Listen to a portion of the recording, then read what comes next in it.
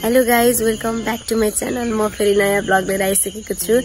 आज चाहिँ हामी पहाड जाने पाल्पर। आज कुल पूजा छ हामीहरूको, नेपालहरूको कुल पूजा छ। अनि हामी मम्मी र म जान लागेको। हिँडिसक्यौँ, बिहानको 5 बज्यो। अब हामी जानेछौँ, गाडी आउँछ चोकमा अनि त्यसपछि जान्छौँ।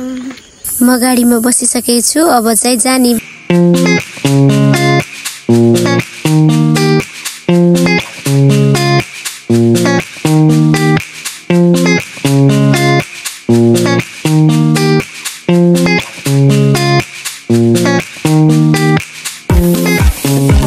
यो चाहिँ हाम्रो बुटोल सहर। हामी यता पाखापानीदेखि देखिने भ्यू चाहिँ यही हो, हेर्न सक्नुहुनेछ। हामी अहिले फुलबारीनिर आइसकेका छौँ। यो चाहिँ फुलबारी हो, त्यो गेट देख्नुभयो नि, त्यो गेटदेखि उता जाने फुलबारी।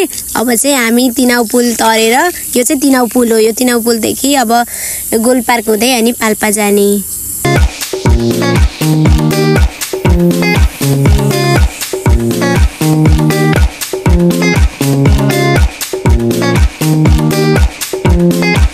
हामीहरूले हारथुकतिरको बाटो नभएर डुम्रेतिरको बाटो प्रयोग गरिरहेका छौँ, किनकि यता चाहिँ एकदम सर्टकट पनि छ। रिब्दीकोट अनि त्यसपछि हाम्रो कुसुम खोला हुँदै जान्छ यो बाटो। फाइनली हामी हाम्रो गाउँमा प्रवेश गरिसकेका छौँ। देख्न सक्नुहुन्छ सिजी सिमेन्ट फ्याक्ट्री लेखेको छ। यो हाम्रो गाउँमा अवस्थित छ। सबैजना हेर्न आउनुहोला।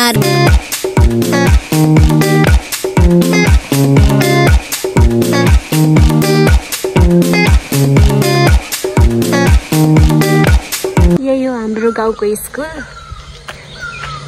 हेर्न सक्नुहुन्छ श्री भगवती माध्यमिक विद्यालय। यहाँ चाहिँ तल क्रिकेट खेल्ने स्कुल छ। यो तल ग्राउन्ड छ, चौपारी। म पनि यही स्कुल हेर्दैछु। सानामा धेरै समय त पढिनँ, त्यही 2-3 महिना जति मात्र पढेको। त्यसपछि बुटोल झरेको। पहिला अलि सानो थियो, अहिले यत्रो भइसकेछ। यसो तल चाहिँ के खेलकुद खेल्ने हो रहेछ है, क्रिकेट खेल्ने अनि यही गर्छन्। स्कुलको मेन गेट, पुरानो गेट पनि भनौँ, पहिलाको यो गेट हो। अनि यहाँदेखि भित्र गएर अहिले पहिला चाहिँ यो तलै थियो, अनि अहिले चाहिँ यहाँ माथितिर बिल्डिङ बन्यो। यहाँ त ठुलो रुख छ, शीतल हुन्छ। यहाँदेखि तल जाने हाम्रो घरतिर जानलाई। हाम्रो गाउँको मन्दिर शिवराम मन्दिर भनेर यही हो। ओम नमः शिवाय। पूजाको लागि रोटी पकाउनु थाल्नु भयो, सेलरोटी। कोही यता बस्नु भएको।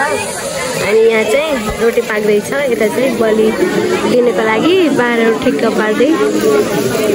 यहाँ मन्दिर, मैले यहाँ सेलरोटी बनाउँदै। मम्मी आउनुहुन्छ।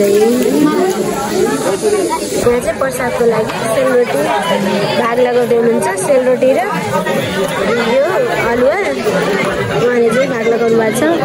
अनि जम्मैलाई बाँड्ने हो। सबैजना आउनु भएको छ, नेपाल वंशका जति हाम्रो इस्लाम चाहिँ। मम्मी आइ भनिदिनु। म चाहिँ यहाँ कुल पूजामा आएको छु। अनि कुल पूजा यता बोका चढ्दैछ। यहाँ चाहिँ सेलरोटी बाँड्दै हुनुहुन्छ प्रसादको रूपमा, अचार। सबैजना यहाँ बसेर भेट्नु भयो अनि आफ्नो दर्शन मन्थन गर्न थाल्नु भयो। पण्डित बुवाहरूले खाने कार्यक्रम चलिरहेको छ। अब अन्त्यतिर आइसकेको छ। म अब एकैछिनपछि घर जाने हो। मम्मी आउनुहुन्छ अनि सँगै घर जाने।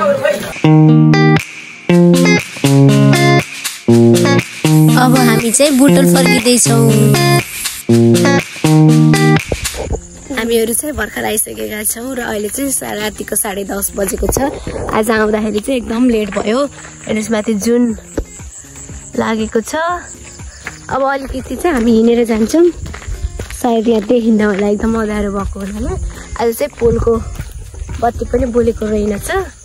मैले चाहिँ आजको ब्लग चाहिँ यही एन्ड गर्न चाहन्छु। आजको दिन एकदमै रमाइलो भयो अनि कुल पूजा पनि सम्पन्न भयो र हामी चाहिँ आफ्नो घर आइसकेका छौँ। सबैलाई बाई, टेक केयर, नमस्ते।